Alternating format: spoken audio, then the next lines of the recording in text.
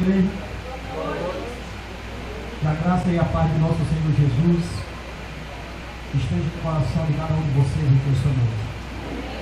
Eu convido você a abrir a palavra de Deus ao Evangelho de João, capítulo 19, versículo 17. Evangelho de João, capítulo 19, a partir do versículo 17. Como é do conhecimento de toda a igreja, nós começamos agora o mês de setembro, e o tema do mês é a cruz e o ministério cristão. Se vocês já observaram ali no nosso cronológico, já está fixado lá o tema desse mês. E como não poderia ser diferente, esse é o tema da minha mensagem nesta noite: a cruz e o ministério cristão. Mas antes de nós lermos o texto, eu quero convidar você para que nós possamos fazer uma oração juntos. Então vamos orar em nome de Jesus. Senhor, louvado e engrandecido para todos sempre seja o teu nome.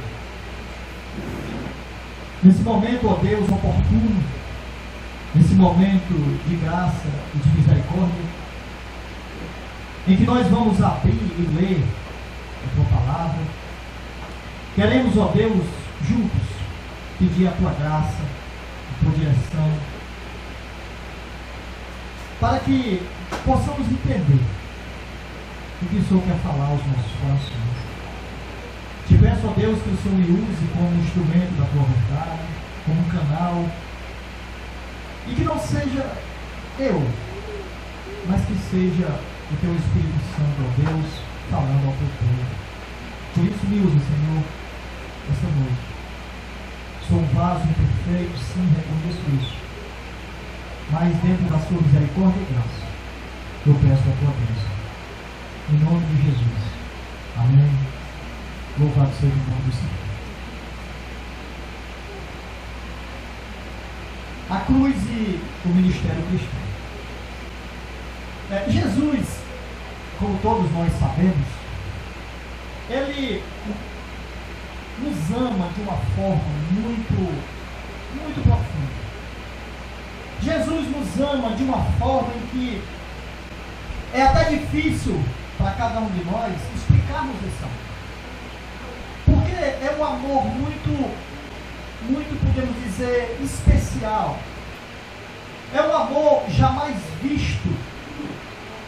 É um amor de difícil compreensão. É um amor onde ele se dispôs a se entregar, a dar sua vida para morrer por vivos pecadores como nós. É um amor que eu jamais vou compreender. O amor de Jesus. E a cruz de Jesus é nada mais, nada menos do que a expressão máxima desse amor. Porque Jesus, ele se fez maldito por causa de cada um de nós. Desde o princípio de todos os tempos, após o pecado ter entrado no mundo, Deus já traçou um plano de resgate pela vida do homem. Deus já traçou um plano onde a cruz era o centro, onde a cruz era exatamente aquilo pelo qual deveria ser pago os nossos pecados. E não somente isso, mas ele se dispôs a mandar o seu filho para morrer uma morte que seria nossa.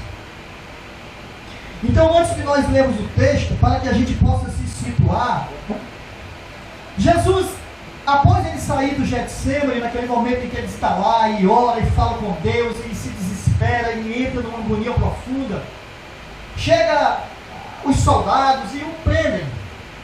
E Jesus é levado até Pilatos. E na presença de Pilatos ele é arguído. Pilatos conversa com ele, argui Jesus e fala e tenta achar nele, achar que ele não fosse culpado, porque na realidade ele não era culpado. Então Pilatos tenta isso. Mas Mas em contrapartida, o povo não queria isso. Aquele povo que outrora o aclamava como rei, o aclamava como Senhor, agora queria crucificar. Então Jesus, após sair da presença de Pilatos, ele é entregue aos soldados, para que fosse crucificado. E agora aqui no texto, a partir do versículo 17, eu quero que você acompanhe comigo, a palavra de Deus diz assim: tomaram eles, pois, a Jesus, e ele próprio, carregando a sua cruz, saiu para o lugar chamado Calvário, Gólgota em hebraico, onde o crucificaram, e com eles outros dois, um de cada lado, e Jesus no meio. O ponto do foco da Bíblia é o sacrifício de Jesus.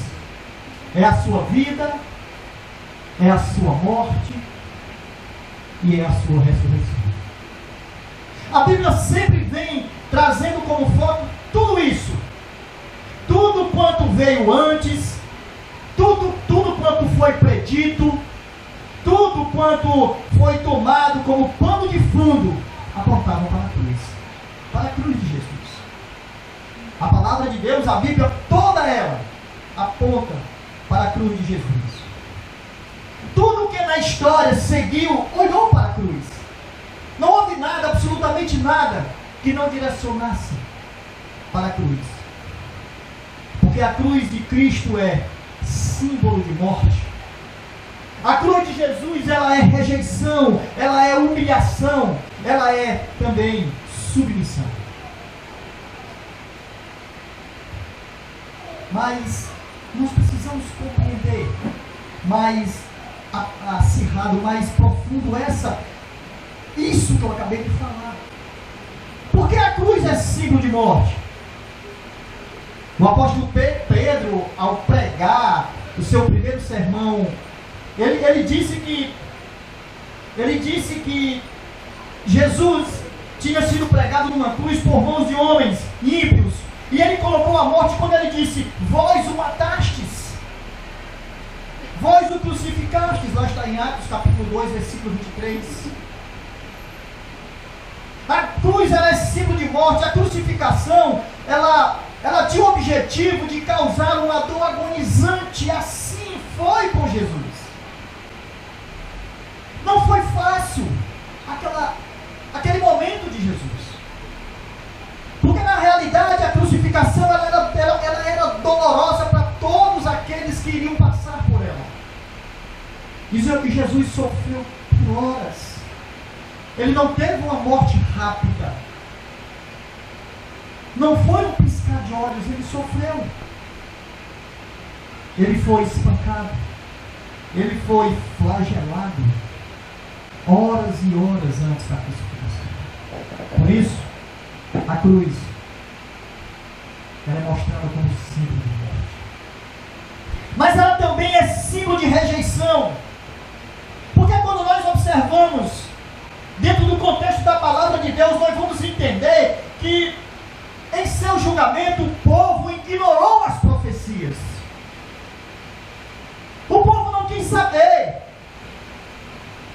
De forma nenhuma eles quiseram ir profundo, querendo saber quem era Jesus. E Paulo, é interessante que Paulo, lá em Gálatas, capítulo 3, versículo 24, ele diz que a lei nos serviu de aio para nos conduzir a Cristo. Mas aquele povo estava rejeitando Jesus. O povo preferiu, acima de todas as coisas, eles preferiram declarar lealdade a César do que a Jesus. Essa foi a ação do povo. Eles rejeitaram o autor da vida. Evangelho de João, capítulo 1, versículo 11, diz que Jesus veio para os que eram seus e eles não receberam. Jesus foi rejeitado. Mas a cruz também foi símbolo de humilhação, e de uma humilhação profunda. Jesus morreu a morte de um criminoso. Ele fora crucificado entre dois ladrões. Jesus estava ali sendo crucificado e ridicularizado publicamente por todos aqueles que estavam ali. Humilhação. O autor da vida estava sendo humilhado na presença de vil pecadores, na presença de homens perversos, na presença de homens pecadores. Jesus estava sendo humilhado. Mas a cruz também, ela é símbolo de submissão. Porque embora Jesus se recusasse a se submeter à vontade do homem, a sua morte foi um ato de submissão à vontade de Deus. Porque Jesus foi ao Calvário, porque essa era a vontade de Deus. Jesus voluntariamente se entregou. E algo interessante é que lá em João capítulo 10, versículo 18, ele disse que a sua vida ninguém a tirava, mas ele espontaneamente a dava. Ninguém poderia tirar a vida de Jesus, mas ele se doou, ele se entregou. A cruz é símbolo de submissão. E quando nós estudamos a palavra de Deus, quando nós olhamos o contexto da palavra de Deus, nós percebemos isso. Filipenses capítulo 2, versículo 8 diz que ele se humilhou, tornando-se obediente até a morte e morte de cruz. Jesus foi obediente, ele foi submisso a Deus, por isso a cruz é símbolo de submissão.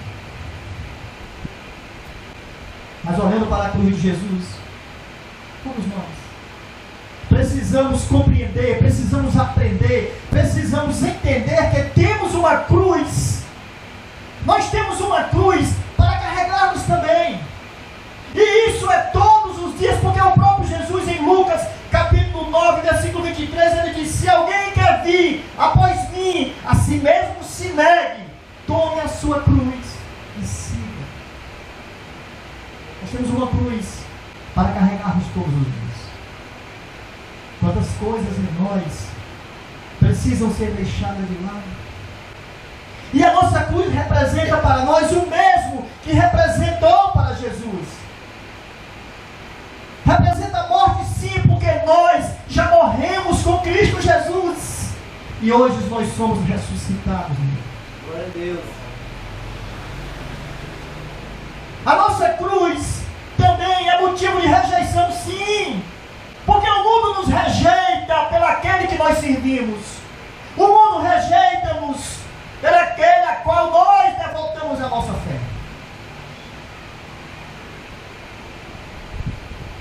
A nossa cruz é a pluma de Jesus. Porque há humilhação. Muitas vezes nós somos humilhados. E diga-se de passagem, somos humilhados às vezes até pelos nossos próprios irmãos em Cristo. Não é diferente, não foi. Isso sempre vai acontecer até a volta do Senhor. Não nos enganemos. A nossa cruz também, ela representa submissão, porque diante dela nós nos submetemos à vontade do Todo-Poderoso nosso Deus. Porque quando nós olhamos para a cruz, nós compreendemos e entendemos que ali o Senhor nos salvou. Que ali houve algo magnífico que nós não podemos explicar. Naquela cruz, o Senhor provou todo o seu amor para com cada um de nós. Então o ministério cristão, ele precisa vir dentro de requisitos contextuais da palavra de Deus. E um desses requisitos que nós precisamos, acima de todas as coisas, termos compreensão e pensarmos todos os dias, é que precisa haver em nós renúncia.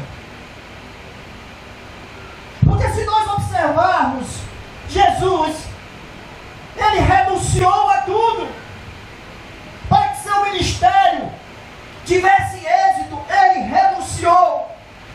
Observe que Jesus estava na glória.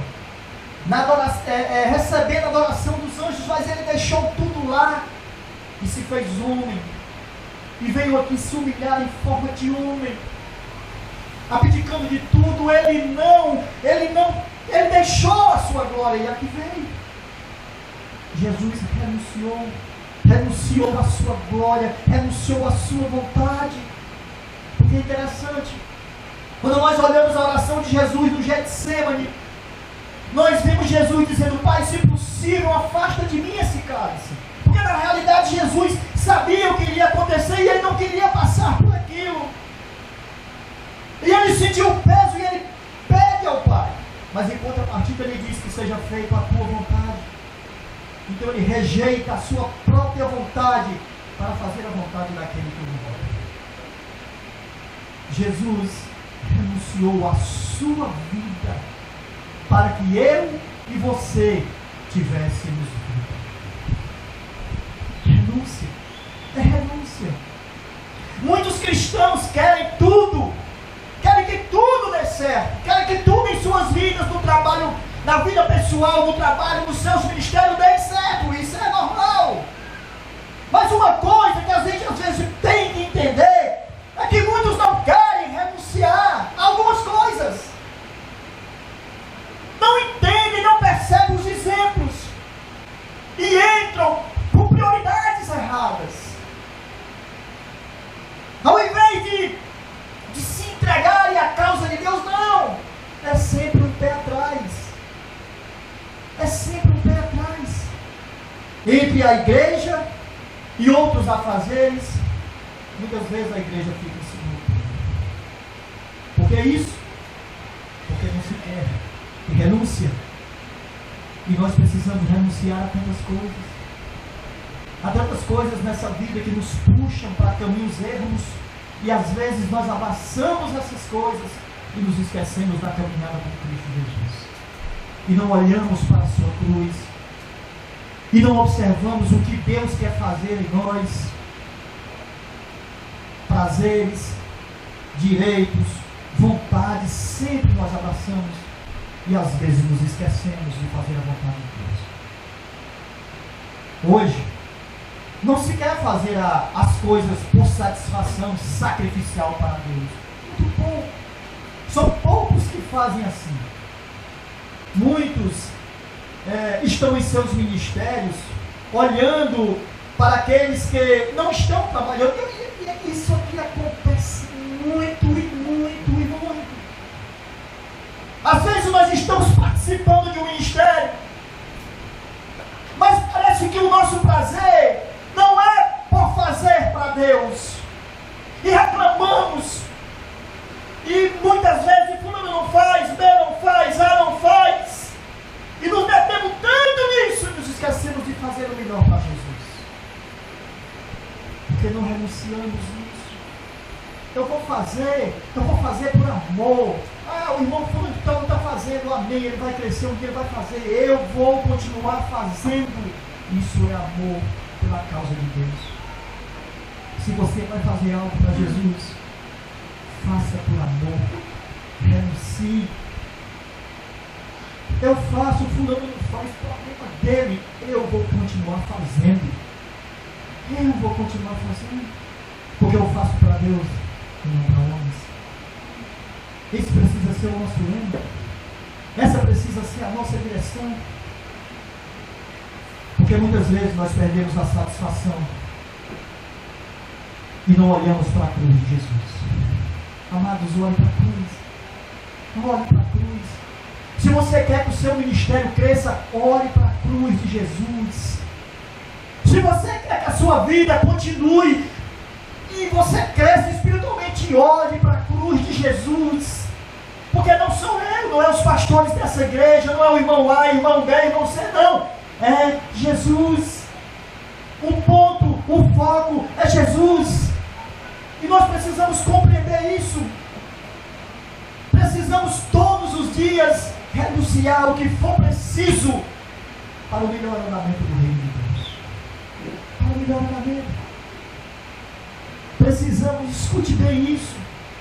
Precisamos renunciar à preguiça espiritual. Porque uma coisa para bater na igreja chama-se preguiça espiritual. Ela bate, ela destrói, ela tira a vontade de prosseguir para o alvo. E quando eu falo isso para você, eu falo com muito pesar no meu coração. Porque eu sei, amados, eu sei o quanto a preguiça espiritual tem atrapalhado e tem batido no povo de Deus. E você vai dizer, como é que o irmão sabe disso? Porque eu estou aqui em todas as reuniões, eu estou aqui nos cultos de quarta-feira e pessoas têm se distanciado, pessoas têm deixado de vir. Eu estou aqui nos cultos de sexta-feira de oração e são raros irmãos que vêm para orar. Meus irmãos, isso é com pesar que eu falo para você. E muitas vezes nós estamos em casa sem fazer nada e não nos dispomos a ir à igreja para orar, para clamar, para falar com Deus, por levantar um clamor até pela própria igreja. Não fazemos isso. Muitos não fazem isso.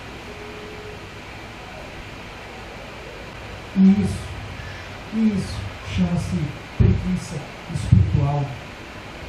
Preguiça espiritual. Em outra ocasião, nós precisamos renunciar ao comodismo. Nós somos tão acostumados mal. Nos acomodamos com toda a situação. Eu estou tão cansado. Hoje eu trabalhei tanto. Mas eu vou dizer uma coisa para você. Se você estiver cansado e você vir orar, falar com Deus, ter um momento de comunhão com Deus, você é renovado. As suas forças voltam. É como se você não tivesse nem trabalhado. Eu digo isso por experiência própria.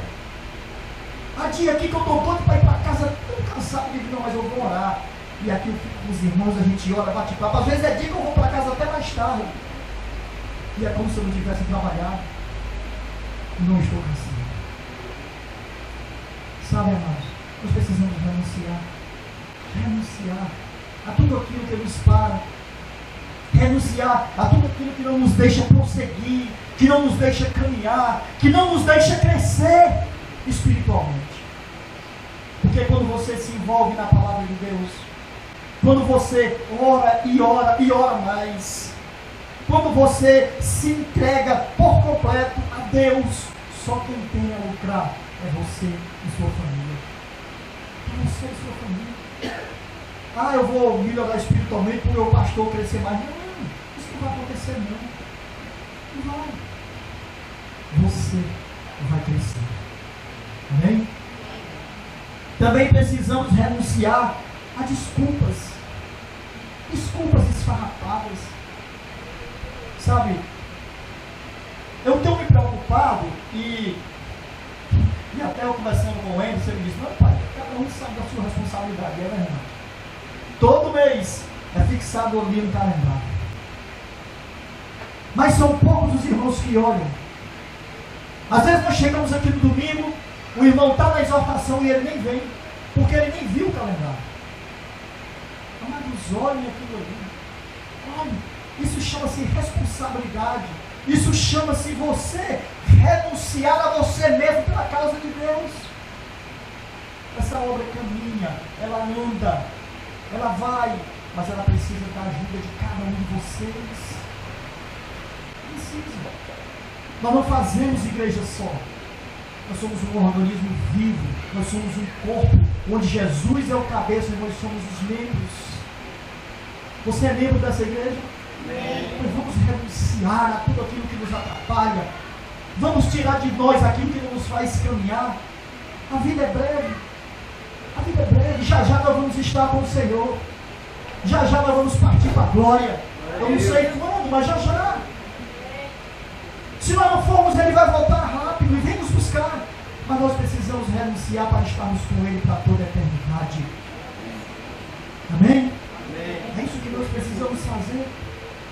O álibi dessa desculpa às vezes é muito esfarrapada e não nos faz crescer. Mas o segundo requisito para que o nosso ministério cristão floresça e cresça é que o caráter do servo ele precisa ser incontestável.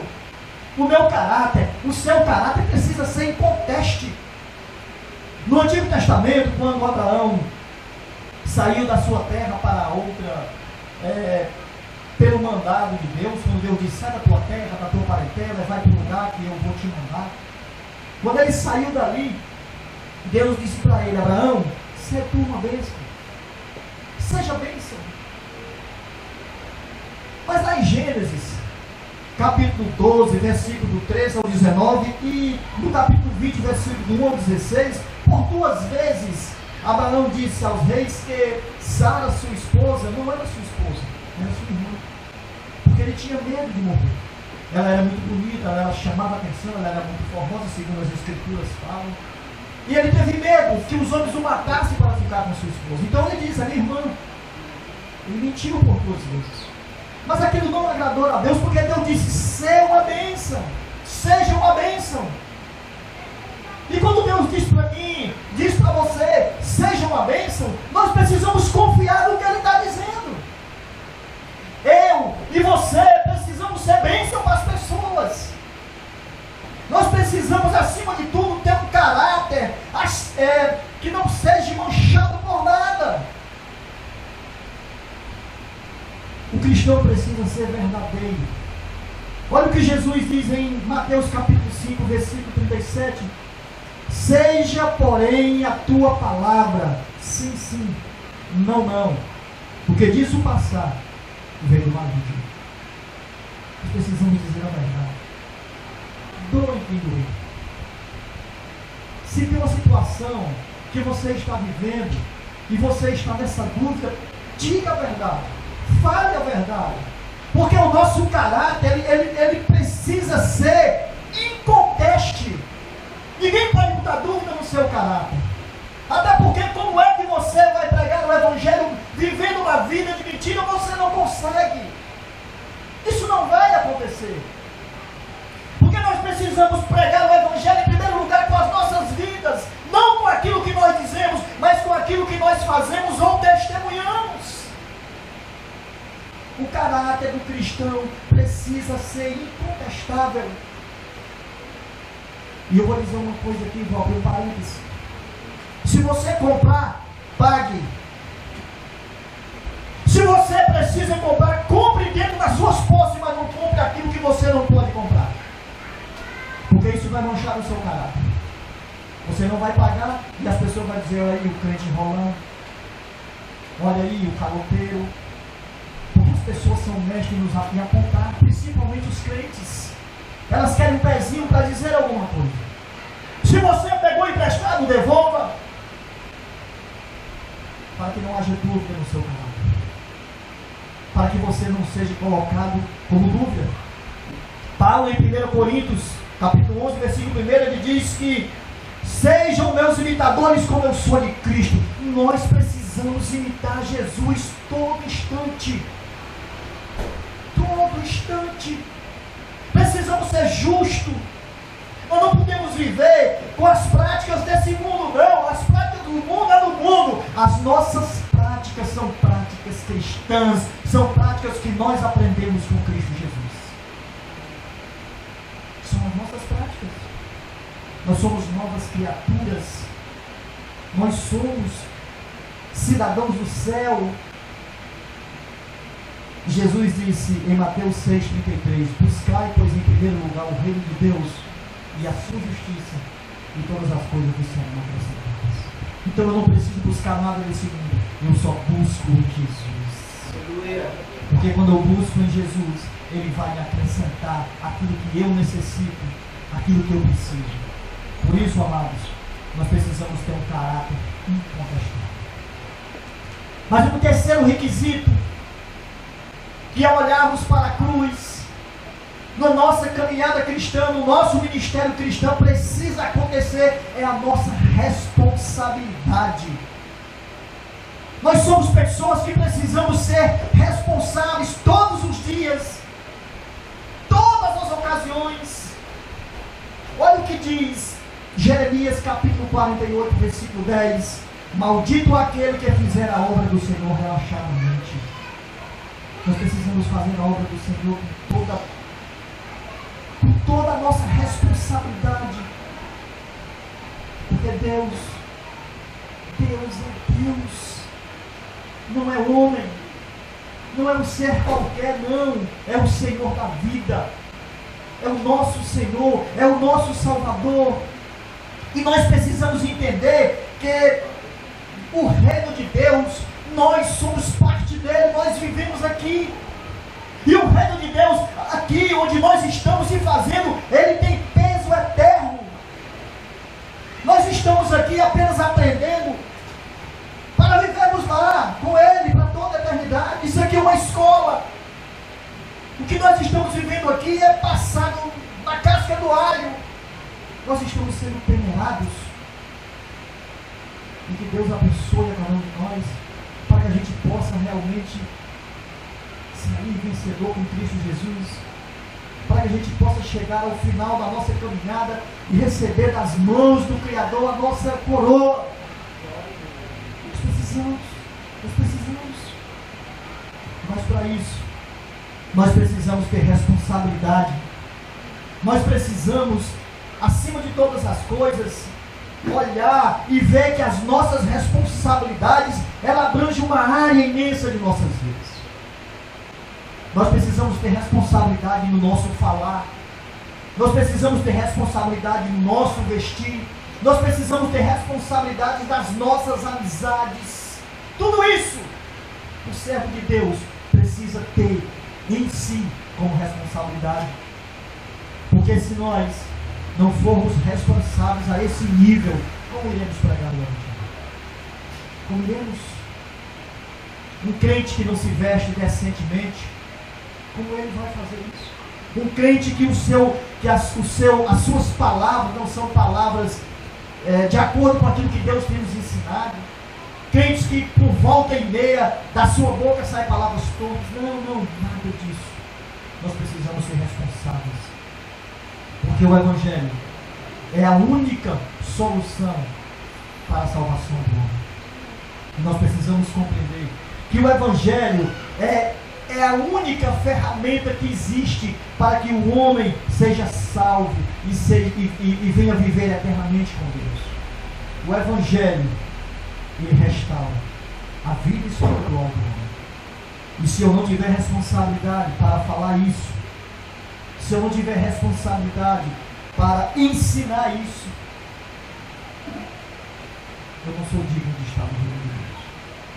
Nós precisamos ser responsáveis. Nós precisamos ser responsáveis. Esse requisito ele não pode faltar na vida do cristão. De forma nenhuma, ele não pode faltar. E o quarto requisito é a santidade. Amado, não pode existir, não pode haver servos reais e verdadeiros de Deus sem santidade. Não pode. Porque Deus disse: sejam santos, porque eu sou santo. E nós precisamos olhar e ver que toda a nossa caminhada precisa ser regada com santidade. Hebreus capítulo 12, versículo 14: segui a paz com toda e a santificação, porque sem ela nós não vamos ver a Deus. Precisa haver santidade no coração do servo de Deus. A santificação precisa ser muito mais do que um simples desejo. Ela deve ser uma necessidade. Eu necessito ser santo. Eu preciso disso. Porque se não for assim, eu não vou ver o meu Senhor. Eu não verei a Deus. Está na palavra. A palavra está nos ensinando isso. Eu preciso buscar a santidade. Por quê? Porque é a vontade de Deus. Mas também porque ela é vital para uma vida sadia. Eu preciso buscar essa santidade. E preciso buscá-la a cada instante. Observe que muitos no decorrer da história da palavra de Deus tiveram que passar, tiveram que ser purificados, como Isaías, como Abraão, como Jacó. Muitos tiveram que ser santificados por Deus. Deus espera que eu e você busquemos essa santidade todos os dias. É hora de nós pensarmos como nós estamos vivendo. Você já parou? Nós precisamos perguntar para nós mesmos. Você precisa perguntar para você: como estou vivendo? Como eu estou desempenhando o meu ministério cristão dentro do contexto da palavra de Deus, dentro do reino de Deus? Como Deus tem me visto? Qual é o conceito de Deus para comigo? São perguntas que nós precisamos fazer para nós mesmos. O que eu preciso renunciar para o bom andamento do reino de Deus? Você já se perguntou isso? Será que Deus tem se agradado da minha renúncia? Será que aquilo que eu tenho de fato renunciado, Deus se agradou? Será que a minha responsabilidade, o meu caráter, a minha santidade estão de acordo com a vontade de Deus? São perguntas que eu não posso deixar de fazer para mim. São perguntas que você não pode deixar de fazer para você. Amados, para encerrar, para concluir, nós aprendemos muito com a cruz. Nós aprendemos muito com a cruz de Jesus. Nós aprendemos que ela é a salvação. Por ela veio a salvação. Nós aprendemos que na cruz veio, através da cruz veio a graça de Deus. Através da cruz veio o perdão. Através da cruz veio a redenção. Através da cruz veio o triunfo do Filho de Deus.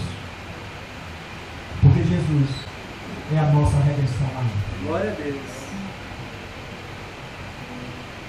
Mas também nós precisamos muito olhar para essa cruz e sentir a necessidade de conduzir o nosso ministério cristão no decorrer de todos os dias. Você vem renunciar? Você quer renunciar? Eu vou renunciar a muitas coisas. Eu preciso dizer isso para o Senhor. Amém? Que Deus abençoe a sua vida. Que a gente possa, cada instante, se lembrar de que a cruz é a minha direção. E olhando para ela, eu preciso firmar e fixar a minha caminhada por Jesus. Louvado seja o nome do Senhor. Vamos ficar de pé e vamos cantar ao nosso Deus.